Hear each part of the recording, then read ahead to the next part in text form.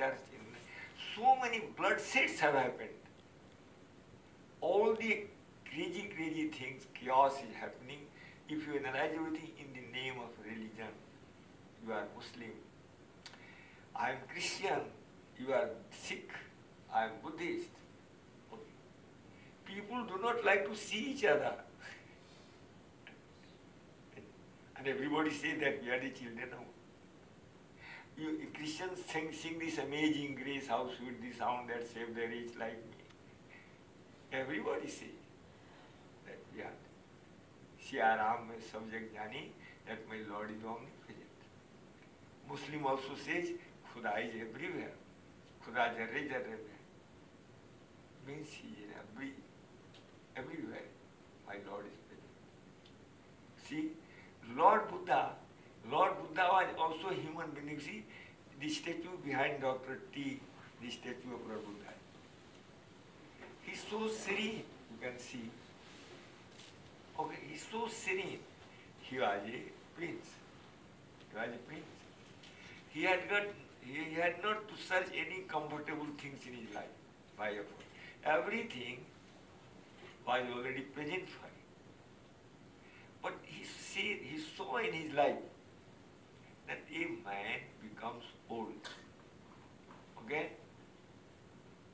Why does a man become old? He thinks that I also will be old one day, and I don't like it. It means I am not the old age. If I do not like to be old, it means our body has to be old. It means I am something away from the body. I am afraid. I don't want to be old. But what we think that let us be old, we will enjoy more. Okay? Let the body be this way, that way, but still we think that it is okay. No problem. Because we are all dark persons. We are all ignorant people. We are nothing but flesh and bone. We are like statues. Okay? That's it.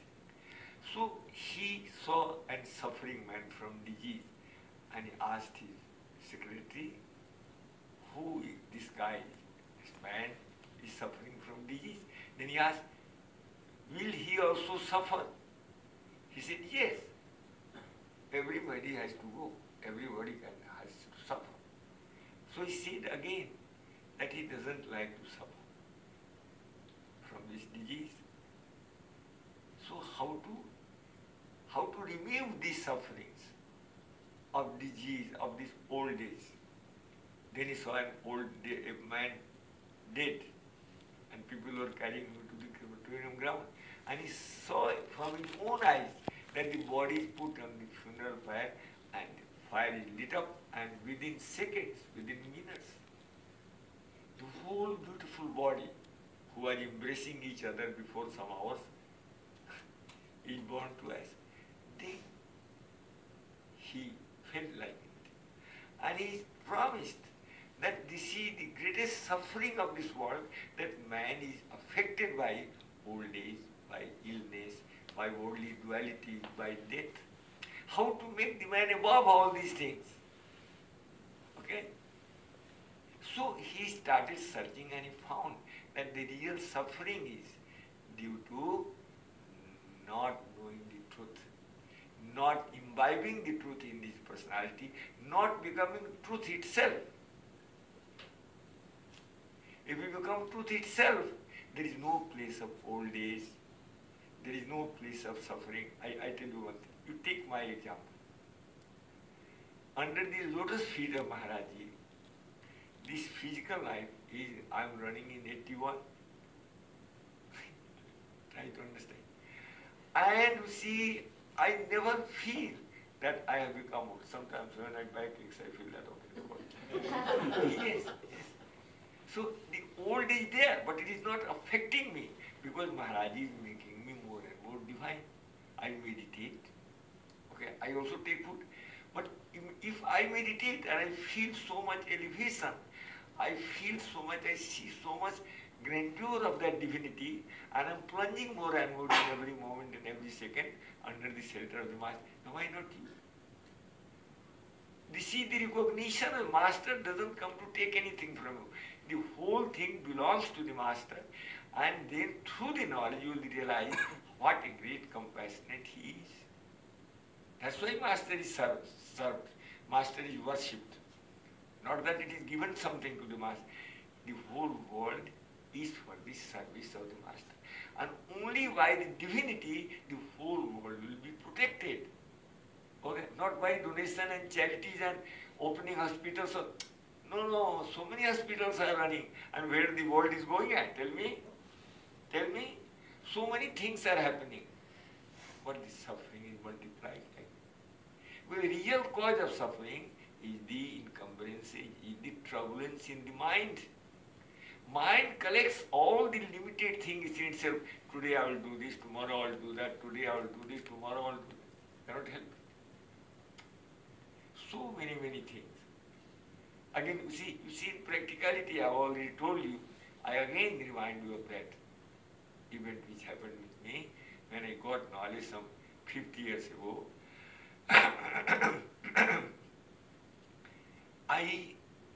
I started giving satsang to my own father. He was a very scholarly man, and he did not listen to me. Try to understand. I was his only son. Still he did not listen to me. So crazy, so arrogant. You can understand.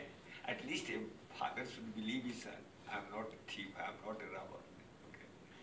A father should believe that whatever my son is saying is good. And I thought that if I have got knowledge, I meditate, I feel I enjoy so much of peace and bliss and enlightenment, that my father should also enjoy. He is the head of the family. He did never listen. And he always scolded me, this and that, and you are mad, you are going after saints, this and that. And when he was dying, he was living his last breath. You see, full stop is there. Our life will cease to exist. Our physical condition will cease to exist. You should accept it. Okay? When it will cease to exist, what can you do? Tell me. Till this body is with you, you can take help from this body for the best, for the great cause. All eating, drinking is a common thing in all the beings, no problem. It goes on. But the reality of this body, by eating, by living in this world, what is our objective?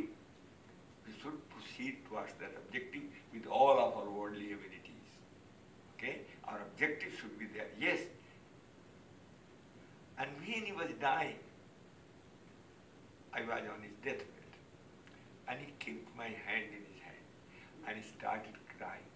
And he said only one word, that he said that my whole life has been spoiled because I did not listen to you. Finished. Okay.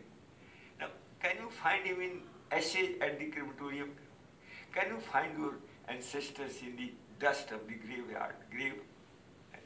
Is he lying there? So why are you always trying to be dust of the ground, to be ash? We have to elevate our consciousness from this bodily dual consciousness to undual consciousness. Okay? What do you call it? There was a swan and there was a crow. The swan was always meditating by closing the eyes, and the crows were looking at him. And the swan was so selfish, so he did not speak anything to the crow. So after some time, both left their body. So to take the swan, Yamraj, the punishing elements from heaven came to take him to give punishment. And to the crow, some rewarding elements come from heaven to take him to another world where we will be rewarded with all the rewards. Then the spirit of the Hans, the spirit of the swan, asked this question. Oh, I kept on meditating for my whole life, and I am going to be punished in my next life. And this crazy crow is crow, and he did not do anything. and he is going to be rewarded. So that apostles, those persons who had come to take him away, they said that you are to be punished because you enjoyed the divinity by yourself. You are so selfish in this spiritual cause. You did not know that the crow is always looking towards you, that when the swan will open the eyes and speak something to me. You are so much discompassionate for this crow. You could have talked to him at least to change his nature. You could have also talked to him to make swan like you. But you do not do that. So, due to your selfish action, you are put in punishment, and because his whole concentration of the crow was upon you, so he had got a lot of vibration from you, and is going to be rewarded. Then the Swami realized that actually a man should do good to his brothers and sisters. And this is called compassion. Why a man abandons his family? Why Lord Buddha abandoned everything? Only out of compassion, that I like to save the humanity. I like to, if I give you 10 rupees, you will eat and go to bathroom, finish, after 10 days again you will eat. But if I give you knowledge, if I connect you to the truth, our whole life is protected. So that is why that is the greatest service to the humanity, to make him aware who he is, where does he belong to, what actions should he do. What actions should he do? How can he use all the worldly things for the sake of his journey? Because our journey never stops at death. The physical journey stops, right? But our spiritual journey goes on and on. And if you do not know where you have to go to, for the whole life together, you keep on wandering, and that is simply a mess. Because you do not know where you have to go to. If you take the car, put on the road, car is full of all the beauties, all the luxuries, everything, light is very light, beautiful light on the road, and you are very beautiful driver also, everything is fine. And go on flying the car, go on driving the car on the road, and if anybody asks you where you have to go, my dear, and you say, I do not know, then all your efforts are futile. Okay? So this is what is happening with us. We are wandering and wandering and wandering, chanting this mantra, doing something, and eating, drinking, and sleeping, and dying, going to church, and there is no elevation. There is no target in front of us. So Master comes to protect humanity, that, oh human being, our bodies are different. Everything is different, but our target is one and the same, and that is within us. That is our truth and spirit, that is our God, that is the existence of our life. How great this subject is, tell me.